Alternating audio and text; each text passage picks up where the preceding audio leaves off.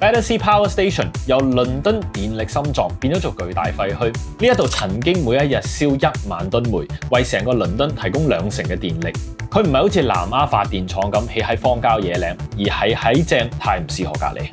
80年代被關閉之後咧，成棟就變咗做一個巨大嘅廢墟，連政府都唔知佢點處理。不過同一時間 ，Pink Floyd 就噴咗隻豬喺佢嘅煙通度，蝙蝠俠就喺入邊打交，連 Apple 最後都話要喺呢一度起佢哋嘅英國總部。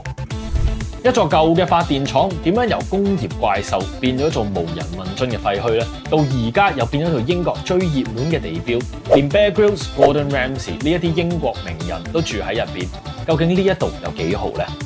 大家好，我係 Gerald， 歡迎收睇添宅。喺開始之前，記得訂閱我哋嘅 channel， 一齊睇盡倫敦豪宅。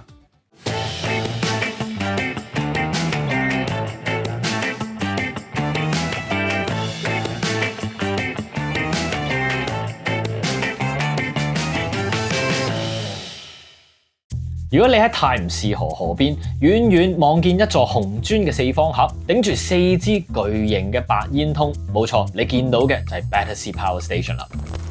1930年代落成，當年係全歐洲最大嘅紅磚建築，由英國建築師 Giles Gilbert Scott 所設計。英國標誌性嘅紅色電話亭都係嚟自呢一位大師嘅作品。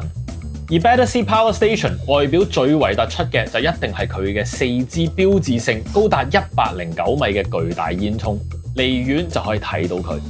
作為世界上最大嘅發電廠之一，全盛時期每一個禮拜會用到1萬噸嘅煤去作為燃料發電，同時亦係全球第一個實際以煙氣脫流裝置運作嘅發電廠，即係燒煤之後排出嘅有毒氣體咧，會先經過一輪嘅化學處理再排出街。不過呢一個照明咗成個城市嘅地方，最後就變咗一座巨大嘅廢墟。由於個燒煤裝置喺運作過程咧會造成污染，而呢一啲大量嘅污染物咧又會被排放去泰晤士河，迎嚟社會唔少嘅反對聲音。加上成個工廠慢慢變老舊，逃唔過被淘汰嘅命運，喺1983年就全面停用咗。不過呢個廢墟又唔係完全廢晒嘅，雖然係停用咗，但係佢從來都冇俾人遺忘過。例如英國搖滾樂團 Pink Floyd 嘅專輯封面、BBC 嘅 Sherlock Holmes 影集，甚至係電影 Batman、Fast and Furious 等等，入邊都見到呢一棟嘢嘅身影。有傳呢一度要被打造成室內主題樂園，但計劃最後就擱置咗。喺停用之前就已經被評為2級歷史建築嘅 Battersea Power Station， 喺07年就更加多咗一粒星，升格做 Grade 2 Star 嘅建築。不過有粒星又點啊？咪又係擺喺度冇人理。嚟到2012年，馬來西亞嘅財團買咗成塊地皮，連同附近42英畝嘅地，開展咗一場價值90億英鎊嘅大翻身，花咗足足10年嘅時間，令到成塊地變咗近年倫敦最受歡迎嘅景點，可以話係倫敦版嘅西九。連 Apple 嘅總部都設立咗喺度，除咗有各大嘅品牌進駐，當然仲有一系列嘅住宅單位啦。Battersea Power Station 有幾好？呢一度分咗幾個階段落成，全部係由世界級嘅建築大師親自操刀。The Power Station 就係原有嘅發電廠入邊去打造出嚟嘅豪宅，得254個單位，保留咗1930年代紅磚牆同鋼嘅結構，感覺上就好似住咗喺一個工業博物館入邊。而 Battersea Roof Gardens 就由著名嘅 Foster and Partners 設計，有436個住宅單位。呢一座嘅頂層就有一個超過29000尺嘅空中花園，睇晒倫敦嘅市景。